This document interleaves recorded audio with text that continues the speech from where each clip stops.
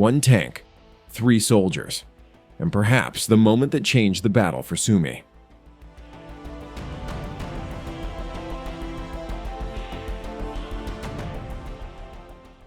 In broad daylight, just outside the village of Yablunivka, 10 kilometers from the Russian border, a lone Ukrainian tank from the 1st Tank Brigade rolled into action. Whether a T-64 or a T-72, it didn't matter. The 3-man crew fired several rounds from their 125mm main gun at Russian forces at point-blank range.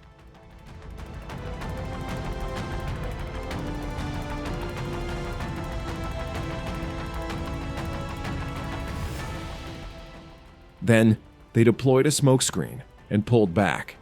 Mission accomplished.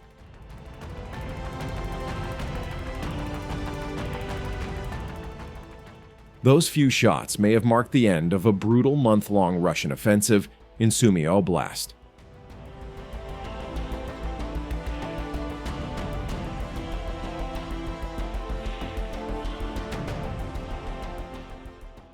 After pushing Ukrainian forces out of western Russia's Kursk region, around 50,000 Russian troops had crossed the border into Sumy.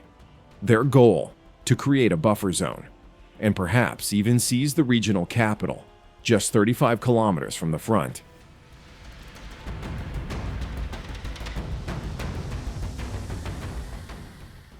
It was a tough fight, but Ukrainian forces, pulled from at least 10 different brigades, managed to stop the Russian advance just south of Yablunivka.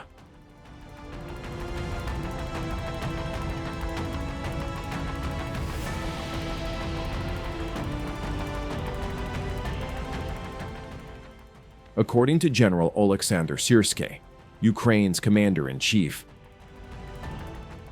our units are successfully using active defense tactics and reclaiming ground in Sumy Oblast.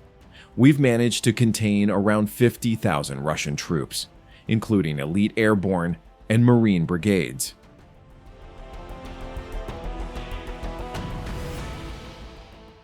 But this Russian offensive looked different.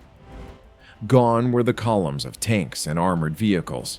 This time, Russian troops moved mostly on foot, motorcycles, or quad bikes.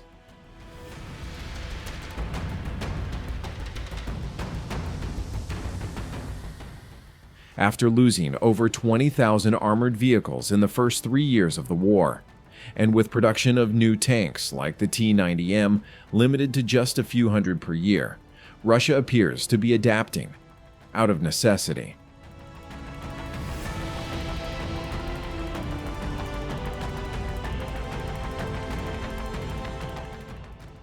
Analyst Mocklison noted in mid-June, "Not many noticed, but so far, Russia has visibly lost only 1 MRAP vehicle in Sumy. Everything else is done on foot or by bike and quad."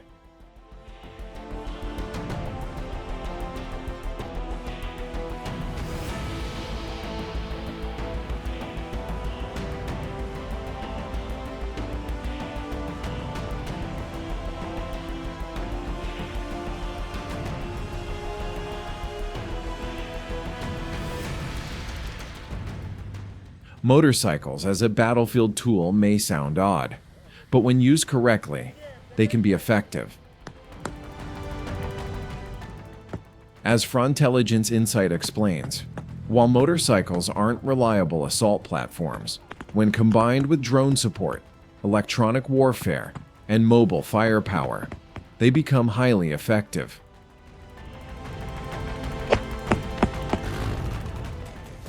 Costing only $2,000 to $4,000 each, they're far cheaper than armored vehicles. They're fast, agile, and harder to detect, especially electric variants, which are nearly silent at night.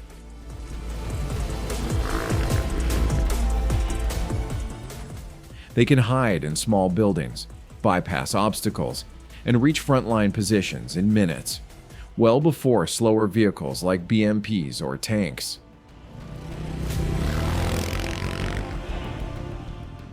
Still, these advantages mean little without proper coordination.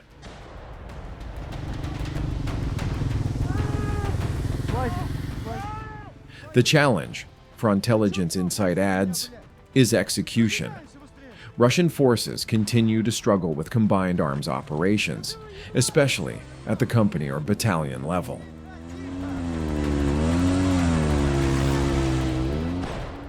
Without nearby drones or artillery, bike troops become easy targets for aggressive armored units.